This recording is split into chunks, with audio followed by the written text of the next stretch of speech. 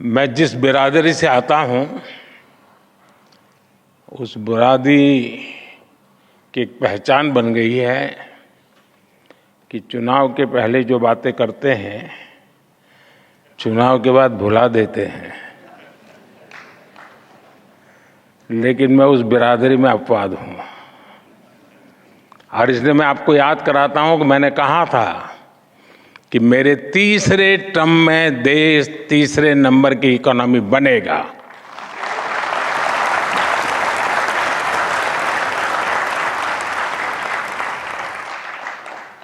भारत बहुत सधे हुए कदमों से लगातार आगे बढ़ रहा है।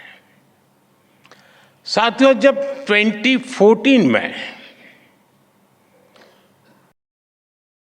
आप सब ने हमें देश की सेवा करने का अवसर दिया, 14 में जब हमारी सरकार बनी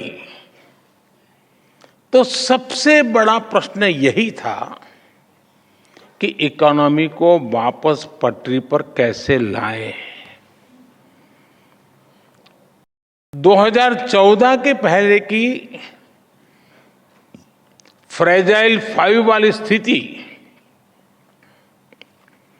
और लाखों करोड़ के घोटालों के बारे में यहां हर किसी को पता है।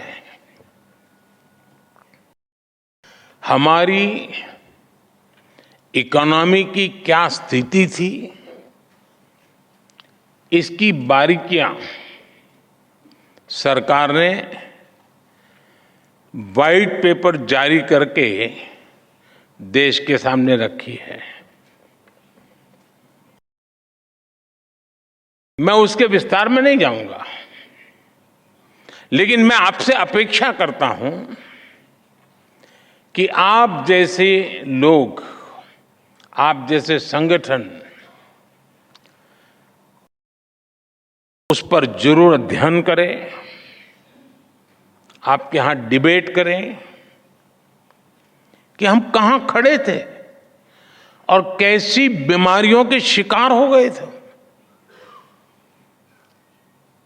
भारत और भारत की इंडस्ट्री को उस महासंकट से निकालकर हम इस ऊंचाई पर लाए हैं।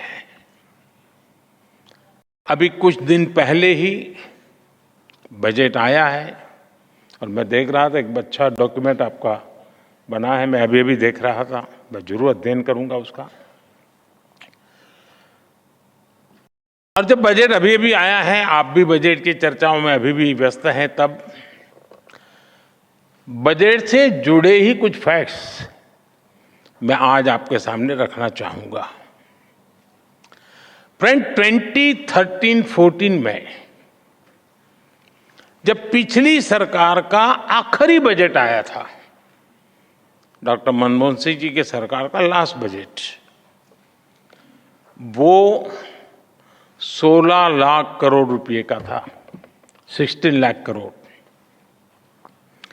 आज हमारी सरकार में ये बजट 3 गुना बढ़कर 48 लाख करोड़ रुपया पहुंच गया है।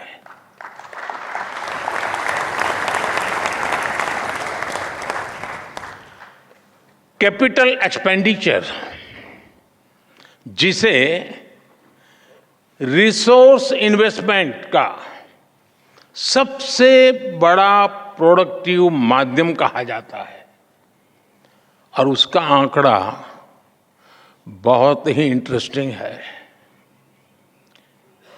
2004 जब अटल जी की सरकार गई, 2004 में यूपीए सरकार की शुरुआत हुई और यूपीए सरकार के पहले बजट में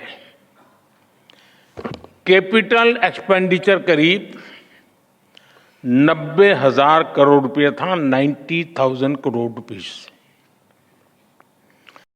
10 साल सरकार चलाने के बाद, यानी 2014 में यूपीए सरकार का 10वां वर्ष था, अपने कैपिटल एक्सपेंडिचर का बजट 2 लाख करोड़ रुपए 2 लाख करोड़ रुपए तक पहुंचा पाई थी, यानी 90,000 से 2 लाख करोड़। और आज कैपेक्स 11 लाख करोड़ रुपए से भी ज्यादा है।